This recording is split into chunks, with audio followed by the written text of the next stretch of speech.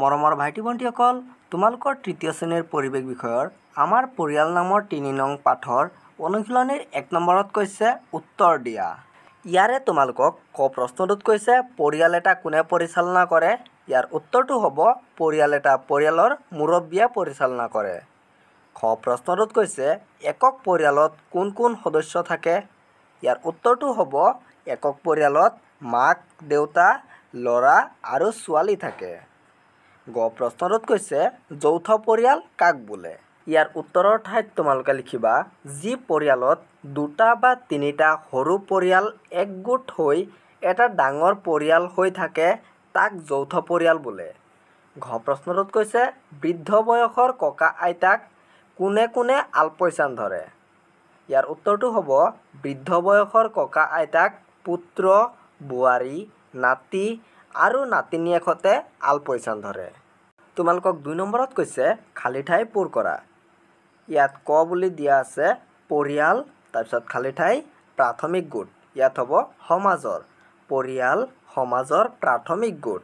খ নম্বৰত কৈছে প্ৰতিটো পৰিয়ালৰে নিজা নিজা, তাৰপিছত খালী ঠাই দিয়া আছে থাকে।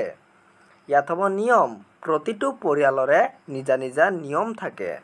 তোমালোকক গ বুলি দিয়া আছে আইতাই নাতিহঁতক দেশ শুনায়। ইয়াত হ'ব সাধু, আইতাই নাতিহঁতক সাধু শুনায়। আৰু ঘ নম্বৰত কৈছে ল'ৰা ছোৱালীয়ে পৰিয়ালৰ জ্যেষ্ঠজনক দেশ কৰিব লাগে।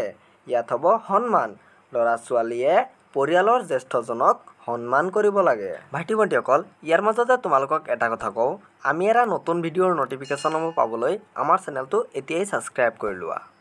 আৰু তোমালোকৰ ৩ নম্বৰ প্ৰশ্নটোত কৈছে পৰিয়ালৰ জ্যেষ্ঠ, বৃদ্ধ বা বিশেষভাৱে সক্ষম লোকৰ বাবে আমি কিয় বিশেষ যত্ন ল'ব লাগে?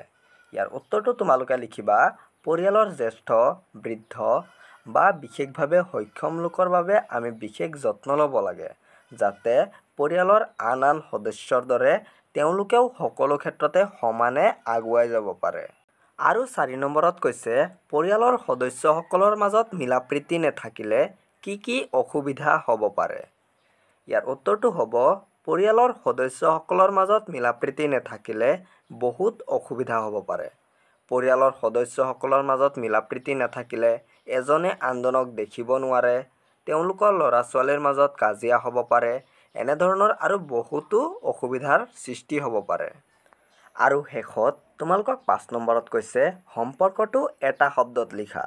ভাইটি ভণ্টিসকল, তোমালোকক কিছুমান সম্বন্ধ দিয়া আছে, সেইসকল তোমালোকৰ কি হয় সেইটোকে তোমালোকে ইয়াত লিখিব লাগে।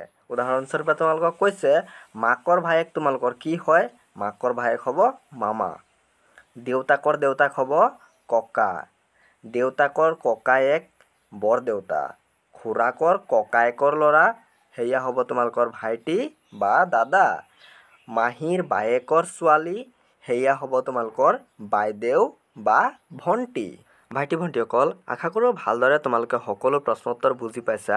যদি ভিডিঅ'টো অলপো ভাল লাগে তেন্তে ভিডিঅ'টোত এটা লাইক কৰি তোমালোকৰ প্ৰিয় বন্ধুবোৰলৈ ভিডিঅ'টো শ্বেয়াৰ কৰি দিয়া। Thank U.